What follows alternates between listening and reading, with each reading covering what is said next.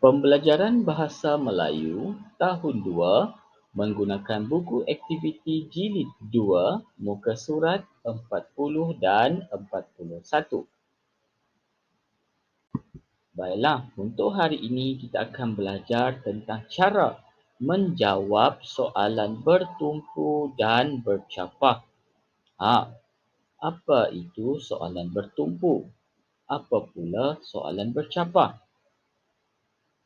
Soalan bertumpu ialah soalan yang jawapannya kita boleh jumpa dalam petikan. Kita salin semula sahaja daripada petikan itu. Manakala soalan bercapah pula ialah bentuk soalan yang jawapannya kita kena fikirkan sendiri berdasarkan petikan yang diberikan. Mudah saja. Okey, hari ini kita akan buat latihan muka surat 40 dan 41. Baca terlebih dahulu petikan daripada muka surat 40. Tajuknya ialah bersama-sama menghijaukan alam sekitar. Setelah baca petikan, kita jawablah 6 soalan yang diberikan. Okey, jadi kita pergi satu persatu. Baca dan fahami soalan. Tajuk petikan kita pada hari ini ialah bersama-sama menghijaukan alam sekitar.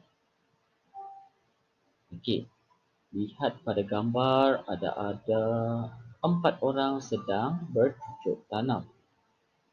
Okey, mari baca bersama dengan cikgu.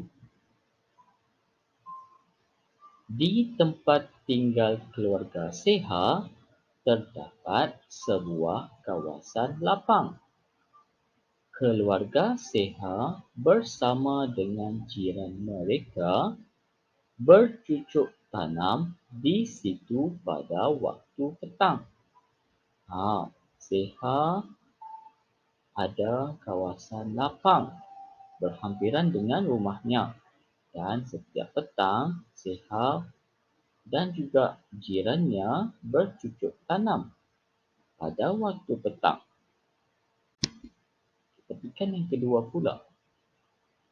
Lihat 2 orang di situ. Okey, kita baca petikannya.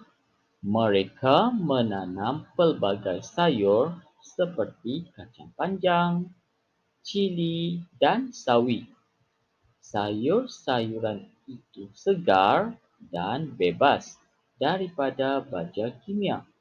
Mereka hanya menggunakan baja organik.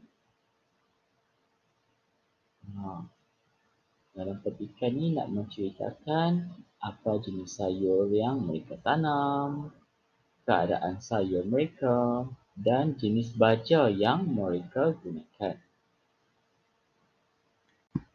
Petikan yang ketiga, sayur-sayuran itu akan dipetik dan diagih-agihkan sesama mereka. Para penduduk tidak perlu lagi membeli sayuran. Mereka mendapat sayuran segar dan percuma. Dalam petikan ini menceritakan sayuran yang mereka dapat itu, hasil mereka itu, mereka petik dan mereka agihkan. Berbagi dengan jiran lah. Supaya nanti jiran tak perlulah beli lagi di kedai. Okey, dapat sayur yang segar dan percuma. Okey, kita lihat soalan yang pertama pula. Kawasan lapang itu terletak di mana? Ini soalan bertumpu. Jawapannya ada dalam petikan. Di situ.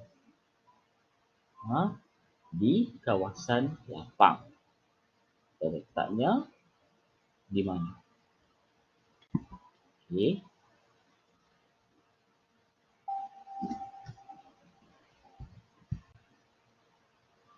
Kawasan lapang itu terletak berhampiran dengan rumah Seha.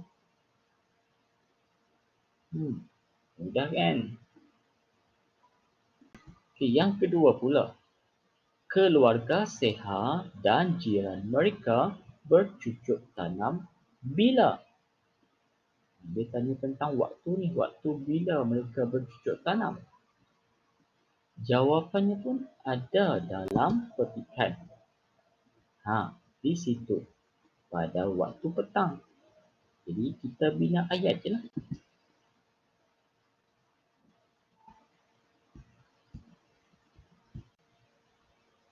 Keluarga Seha dan jiran mereka bercucuk tanam pada waktu petang.